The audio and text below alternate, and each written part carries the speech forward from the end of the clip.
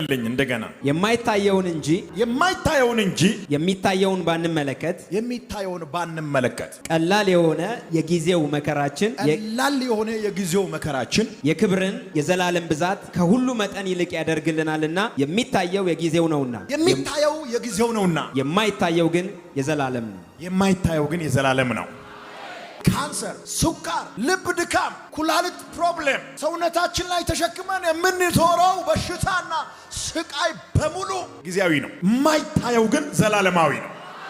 አማኞች ገና የክብር ህይወት አይጀምሩም። ክርስቶስን ባመኑበት ቀን ጀምሮ የክብር ህይወት መኖር ጀምረዋል። በእያንዳንዱ ቀን የክብር ህይወት እንኖራለን። በእያንዳንዱ ቀን ከክብር ወደ ክብር እንለወጣለን። በእያንዳንዱ ቀን በእግዚአብሔር ክብር ውስጥ እናልፋለን።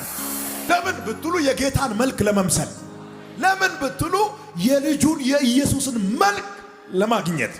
ሁለተኛ ቆሮንቶስ ምዕራፍ 3:18 የእግዚአብሔር ቃል እኛም ሁላችን በመጋረጃ በማይከደን ፊት የጌታን ክብር እንደ መስታወት እያብለጨለጭን መንፈስ ከሚሆን ጌታ እንደሚደረግ ያን መልክ እንመስል ዘንድ ከክብር ወደ ክብር እንለወጣለን።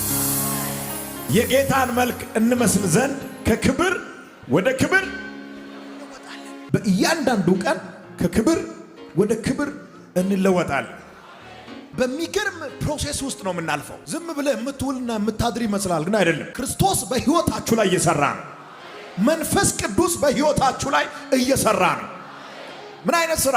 ክርስቶስን የማስመሰል ስራ። እግዚአብሔር አብ የራሱን አጀንዳ በመንፈስ ቅዱስ አማካኝነት በህይወታችን ላይ እየሰራ ነው። እግዚአብሔር በእኛ ህይወት የጀመረው ስራ እስከ መጨረሻው ይቀጥላል። ክርስቶስ ተመልሶ ሲመጣ አማኞች ብቻ አይደሉም፣ ፍጥረት ራሱም በልዩ ሁኔታ አዲስ ይሆናል። የመጽሐፍ ቅዱስ ክፍል ዮሐንስ ራእይ ምዕራፍ 21 ቁጥር 1 እናወጣና እናነባለን። የሰው ልጅ ብቻ አይደለም፣ ፍጥረት ራሱ ክርስቶስ ተመልሶ ሲመጣ ሙሉ በሙሉ አዲስ ይሆናል። አሮጌ ነገር ያበቃል። አዲስ ሰማይና አዲስ ምድርን አየው። ባለ ራእይ ዮሐንስ ነው ይሄንን ክፍል የተናገረው። አዲስ ሰማይና አዲስ ምድር አየው። አሁን የምናየው አሮጌ ሰማይና አሮጌ ምድር በቅጽበት ያልፋል። አዲስ ሰማይና አዲስ ምድርን አየው። ፊተኛው ሰማይና ፊተኛይቱ ምድር አልፈዋልና ባህርም ወደፊት የለም። ቅድስቲቱ ከተማ አዲሲቱ ኢየሩሳሌም ለባሏ እንደተሸለመች ሙሽራ ተዘጋጅታ ከሰማይ ከእግዚአብሔር ዘንድ ስትወርድ አየው። ከሰማይ ስትወርድ አየው። እግዚአብሔር ከነሱ ጋር መኖር ይጀምራል። በደንብ መናገር የሚፈልገው ነገር አለ። ለአማኞች ተስፋ በጣም አስፈላጊ ነው። ተስፋ የሌለው ክርስቲያን አማኝ አይደለም። ተስፋ የሌለው ክርስቲያን መቆም አይችልም። ተስፋ የሌለው ክርስቲያን መጓዝ አይችልም። የሚመጣውን ክብር እንኳን መገናኘት ማሰብም አይችልም። በተስፋ እንድንመላለስ እግዚአብሔር ይፈልጋል። አማኞች